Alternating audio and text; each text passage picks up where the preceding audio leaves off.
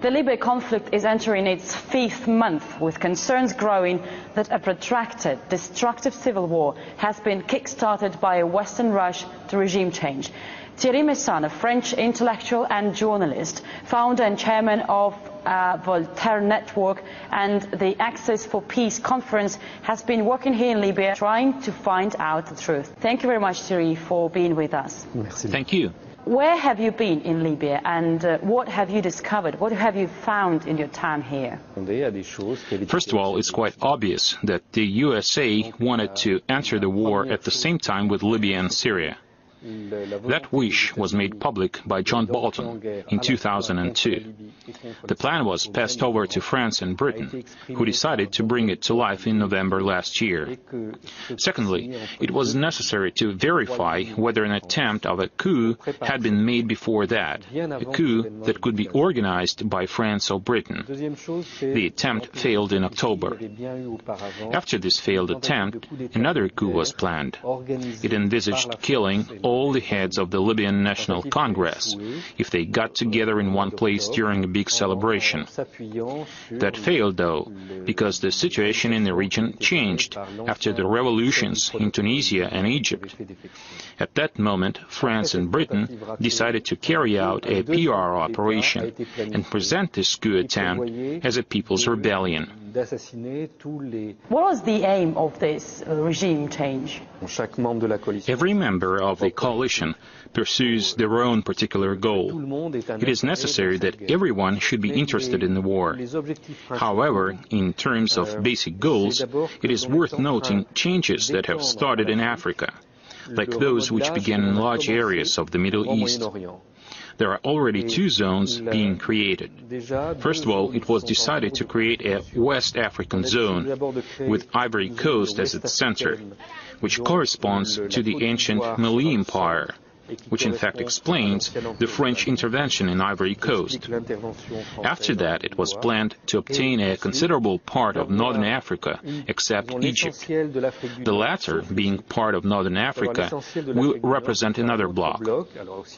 In case all states are divided, control will be spread first to Morocco, and if northern Africa is revamped, a conflict would have to be created, not between Shiites and Sunnis, as was attempted in the Middle East, but between Arabs and the Berbers. This is where the real source of the events in Benghazi is. Are civilians dying in Libya? Indeed, starting from the moment it was decided to launch this operation, the lives of civilians were not taken into account. Everything we used to see in the Middle East is not transpiring in this region. And this is just the beginning. It is rather a question of the rearrangement of this region, and we are yet to see a series of wars. NATO has only admitted 9 civilian deaths. This is sheer nonsense and mockery of our common sense. In this case, NATO keeps lying at every stage, which is surprising because during the war in Kosovo, NATO would normally lie only to conceal its mistakes. This time, it's being done not to conceal mistakes, but to conceal the strategy. So what's the strategy? The initial goal of this strategy was to overthrow the people's government that was in power and to establish Western authoritarianism in the country. I believe, though, that they had actually given up the plan because the military resistance proved stronger. Therefore, it was decided to act in a different direction. Besides, Western TV channels don't speak of repression and rebellion anymore, but of a civil war, thus trying to prepare public opinion for a declaration that there is a need to divide the country into 2 parts, Cyrenaica on one side and Tripolitania on the other, with UN forces in between, to separate the conflicting parties. They will say they were protecting the civilian population, and that is enough. And now they are deploying forces to separate the conflicting sides. Then they will declare Cyrenaica's independence, set up the biggest regional U.S. military base, saying it's necessary, because, they decided to start conquering Africa. They're planning to set up a base in Benghazi, to land and deploy their troops there, and in about 10 years to start conquering Africa. How do you think? Will it work? Will they achieve their goals eventually? In terms of conquering Cyrenaica, this has already been a success. If, on the other hand, they want to go beyond, that is absolutely impossible. A mass demonstration took place in Tripoli, and we saw the crowd. It was huge. We take into account the population figures. It was incredible. All were there.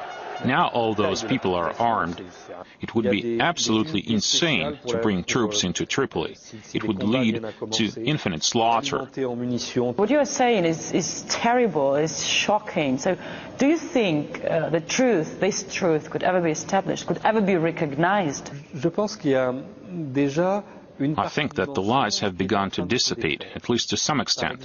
For instance, by the time of the UN Security Council vote, everyone decided on the basis of reports submitted to the Council.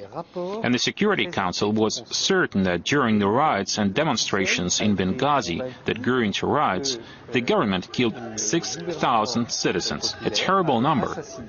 But now, 5 months later, the prosecutor at the International Criminal Court, which accused the Libyan leadership, has reduced the number after many inspections. It has been proven that the previous number was wrong. Now the prosecutor is building up his evidence on 208 victims instead of 6,000. Several more inspections will turn out that there were no victims at all. What happened in Benghazi is quite different from what we were told. In fact, it was a staged event. Moving to Syria now, you say that a Western-imposed asset freeze could bring down the Syrian government and cast the country into civil war. Is Syria so vulnerable? As for Syria, that is another question, because Syria is a state with a strategic position in the Middle East.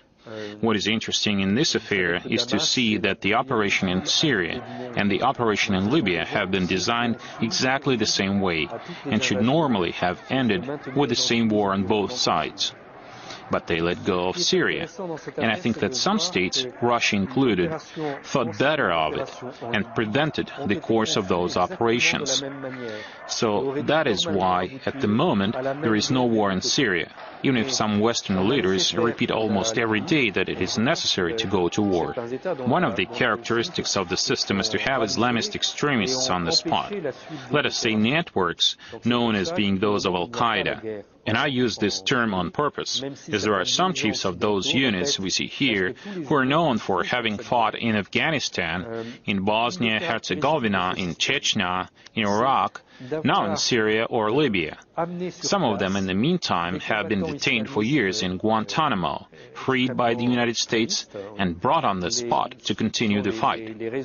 So here the technique is always the same. They seize cities which are easy to supply, located either on the coast or on the border. Then they spread terror in the town with snipers. They commit spectacular crimes of violence and barbarism which scare the whole population, and they announce the creation of an Islamic emirate in the city. The idea is to create bastions which can be used after to penetrate further inside the country. You can check it's happening like that because, for example, in Syria, there have been various combat zones. Actually, all these zones are located on the borders. There has never been any fight inside. Absolutely never. And here in Libya, the events which broke out began also in coastal areas, allowing supplies and preventing these emirates from being surrounded. Has international mainstream media upheld its responsibility to the people of Libya? It really happens several times a day that when something happens, journalists are brought to the site to show them after which they make their reports telling quite different things than they witnessed. For example, a farm was shelled several days ago.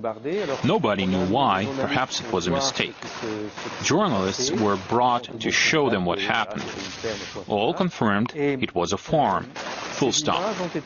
On the day that followed, the footage was shown on many satellite channels with captions that it had been shot in Misurat and that Gaddafi's troops had caused the destruction, despite what the journalists had seen with their own eyes. Exactly which channel? El Arabiya was the first channel to do that. It is a U.S.-financed channel belonging to Saudi Arabia and based in the United Arab Emirates. The same report was repeated by many other satellite channels. But this is deliberate falsification. Also, we saw a CNN report not long ago from a mobile phone about Gaddafi's soldiers raping women. It was surely no pleasure to see the footage, so some frames were blurred. It turned out, though, that someone recognized the audio as being from a Libyan porno movie. There are not so many Libyan porno movies, so that one was widely known. So that fragment was used to claim it had been raped by Gaddafi's troops. It was a deliberate montage, not a mistake. The USA demanded that the satellite broadcasts of Libyan channels are stopped all over the world. They have already shut down the Arabsat channels, despite Libya being a stakeholder. And now they're shutting down Nilesat to prevent Libya's version being heard in the Arab world. They have already shut them down on other satellites broadcasting to other countries. Thierry, thank you very much for being with us. We wish you good luck here. Thank you.